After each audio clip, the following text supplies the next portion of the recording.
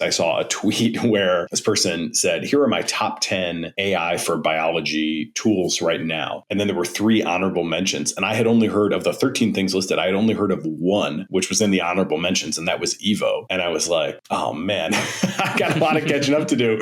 The world's just getting crazy. There's so much stuff happening at the same time. From a safety standpoint, I do think that most people would be more sympathetic to various safety arguments or initiatives if they did have a better understanding of what currently exists. Because I think most people, with this thing like Evo and the other 12, right? It's like Evo is basically a language, it's a transformer. It's a next token predictor in the same way that a language model is. But instead of being trained on language, it's trained on just DNA, predicting one base pair at a time. Simplest kind of implementation, that you can imagine, really. And yet it seems to be developing what you might call a cell model or a life model in the same way that the large language models have some sort of proto world model. The language models are well understood at this point to be representing these higher order concepts of justice and fairness and love and honesty, even though they're just trying to predict the next token. And that's like very striking. We're starting to be able to pull that apart and see it and manipulate it. But the crazy thing there is we have those concepts. Whereas in the biology side, if you imagine a model in a purely DNA prediction context starting to develop analogous higher order concepts, which they're demonstrating because they'll take these sequences and then they'll have it go on and predict more of the genome. And then they'll vary the sequence and they'll look at the perplexity of the downstream predictions. And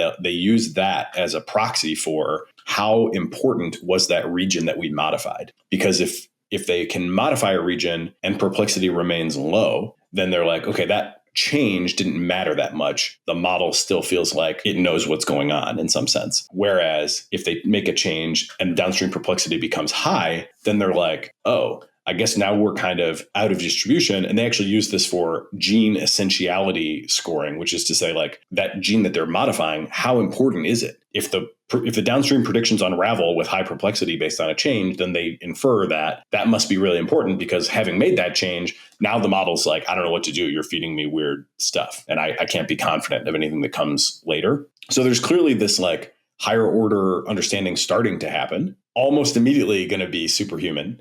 Who knows where that stuff is going to go, right? Again, the Kurzweilian idea of like curing all disease, the promise is obviously there. I want that for myself and, everyone as well. But then, yikes, that is pretty crazy, right? Like, who knows, you're going to have all these sort of generators, new proteins, new sequences, new forms of life. People are out there talking about making like reverse chiral life. And that's a bit of a different project, but like the most dangerous thing in the world is something that nothing can eat. So if you were to, that's kind of like, you look back at the mass extinctions, the first mass extinction was the oxygenation of the atmosphere, which obviously, we can't live without. But at the time, it was like a radical new toxin that like killed a ton of stuff. So that's just like somebody, kind of emitting their waste, basically, right? The photosynthesis created oxygen in the atmosphere and killed like a ton of things, around it. And then like trees later were another thing where nobody could eat the trees. And so, they just kind of piled up for a long time until somebody evolved a way to eat them. And so I do think we're like headed into an era of biological control, but also perhaps loss of control or like lack of understanding, leading to all sorts of crazy stuff that could happen.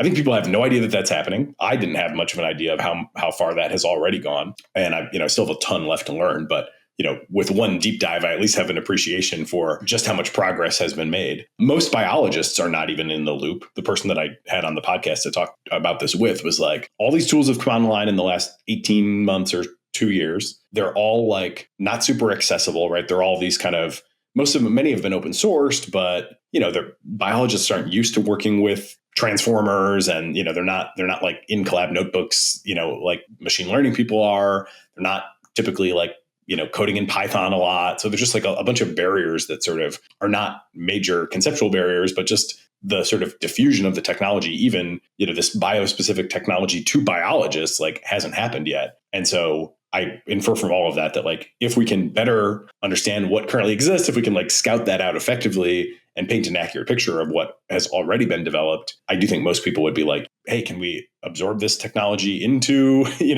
our systems? Can we like get the biologists, to wrap their heads around this before we maybe scale up, however many more orders of magnitude?